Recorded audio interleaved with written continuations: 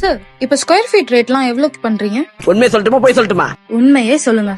முதல்ல square feet ரேட்டுங்கிறதே ஒரு பெரிய பொய். இல்ல புரியல. நீங்க கிரவுண்ட் ஃப்ளோர் வீடு கட்டணும்னு என்கிட்ட வரீங்க, ஃபியூச்சர்ல உங்களுக்கு ஃபர்ஸ்ட் ஃப்ளோர் கட்டணும் செகண்ட் ஃப்ளோர் கட்டணும்னு ஒரு ஐடியா இருக்குன்னா அதுக்கேத்த மாதிரி நான் ஃபவுண்டேஷன் மாத்தணும் இல்லையா? என்னோட பிளான்ல 2 டாய்லெட் இருக்கும். நீங்க எக்ஸஸா ஒரு டாய்லெட் வேணும்னு கேட்டீங்கன்னா அதனால 1 லட்சம் ரூபாயும் ஸ்கொயர் ஃபீட்டுக்கு 100 ரூபாய் அதிகமாகுதுங்கிறது தெரியுதா? சார் கிரவுண்ட் ஃப்ளோர்லயும் ஃபர்ஸ்ட் ஃப்ளோர்லயும் சேர்த்து 2000 ஸ்கொயர் ஃபீட்ல ஒரு வீடு கட்டணும் சார். அப்போ ஒண்ணும் இல்ல, ஒரு மெயின் டோரு, 3 பெட்ரூம், 3 டாய்லெட், ஒரு கிச்சனு. சார் கீழே வேற வீடு மேல வேற வீடு சார்.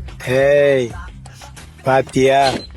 அப்படின்னா 2 main door, 2 kitchen, 4 bedroom, 4 toilet. இப்பயே புரிஞ்சிடுச்சா? முதல்ல plan, elevation, soil test, soil test பொறுத்து ஸ்ட்ரக்சரல் டிசைன்ஸ். இந்த 4 வச்சுட்டு பிஓபி எடுத்து டோட்டல் அமௌண்ட் என்ன வருதோ அதை உங்க பில்டிங் ஸ்கொயர் ஃபீட்ல டிவைட் பண்ணா வர ரேட்டு தான் அந்த square feet rate. Sir BOQ எடுத்து ஸ்கொயர் ஃபீட் ரேட் சொன்னீங்கல்ல, அதை கொடுத்துட்டா ப்ராஜெக்ட் முடிச்சு கொடுத்துருவீங்களா? அது எப்படிமா முடியும்?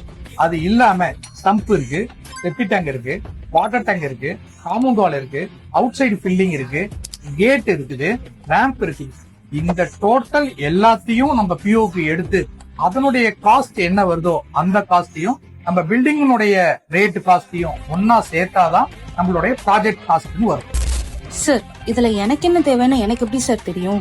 30 வருஷமா இந்த ஃபீல்டுலயே இருக்கிறதுனால உங்களுக்கு என்ன தேவைங்கிறது என்னால கணிக்க முடியும். அதை உங்கள்கிட்ட நான் அப்ரூவல் வாங்கி அதனோட பிஓபி ரேட்டை கிளியரா நான் எடுத்து டோட்டல் ப்ராஜெக்ட் ரேட்டா தான் உங்கள்கிட்ட கொடுப்பேன்.